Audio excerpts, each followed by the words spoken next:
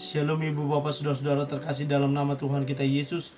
Semangat pagi, bertemu kembali di channel Rio Nando Butar-Butar dalam khotbah 5 menit aja atau Kolima untuk renungan harian.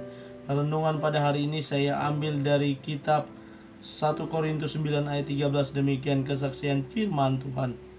Tidak tahukah kamu bahwa mereka yang melayani dalam tempat kudus mendapat penghidupannya dari tempat kudus itu, dan bahwa mereka yang melayani mezbah mendapat bahagian mereka dari mezbah itu.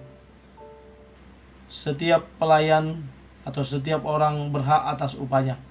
Ibu bapak saudara-saudara terkasih dalam nama Tuhan kita Yesus, pelayanan yang dilakukan oleh para hamba Tuhan memang bersifat sosial keagamaan.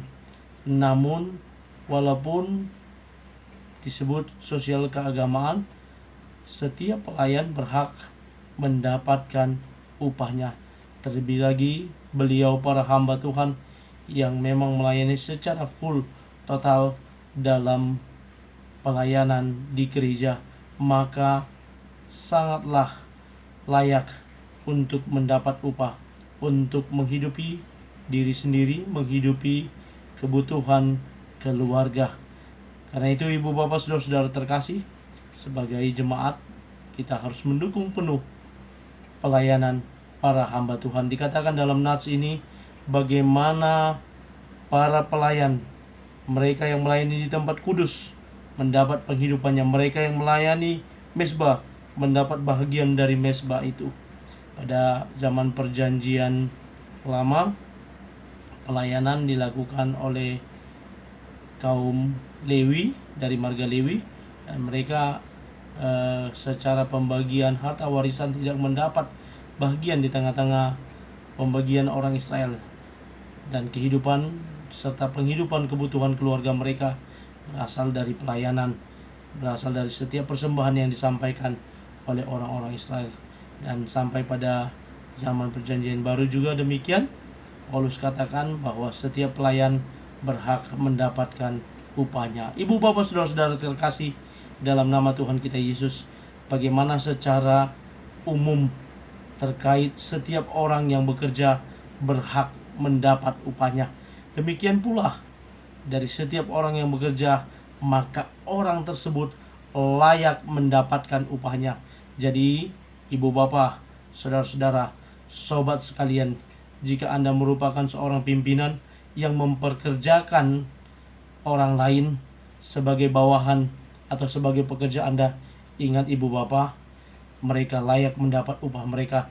Jangan mengambil bagian dari hasil jerih lelah mereka, jangan memeras keringat mereka, sehingga ketika mereka sudah layak untuk menerima upahnya, maka berikanlah upah yang sesuai dengan kesepakatan awal dari kedua belah pihak.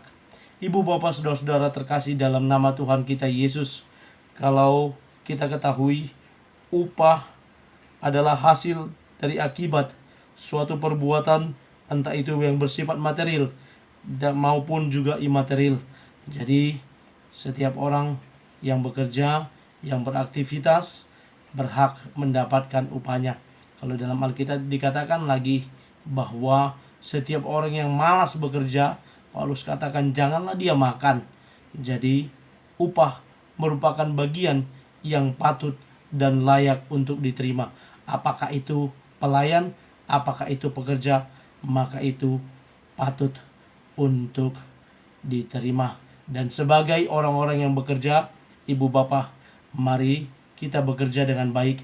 Kalau dikatakan di dalam Alkitab, dalam Kolose, kitab Kolose, dikatakan bahwa apapun yang kamu lakukan, perbuatlah seperti untuk Tuhan dan bukan untuk manusia. Maka mari kita bekerja dengan baik, kita bekerja sesuai dengan fungsi dan tugas pokok kita masing-masing, sehingga apa yang kita lakukan boleh berhasil, dan tempat di mana kita bekerja juga boleh mendapatkan keuntungan atau pekerjaan yang maksimal. Selamat menjalani aktivitas, selamat bekerja, selamat melayani. Kiranya kita diberikan kekuatan oleh Tuhan yang Maha Kuasa untuk melangkah memulai hari ini dengan niat yang tulus untuk beraktivitas melakukan yang terbaik. Tuhan Yesus memberkati. Shalom.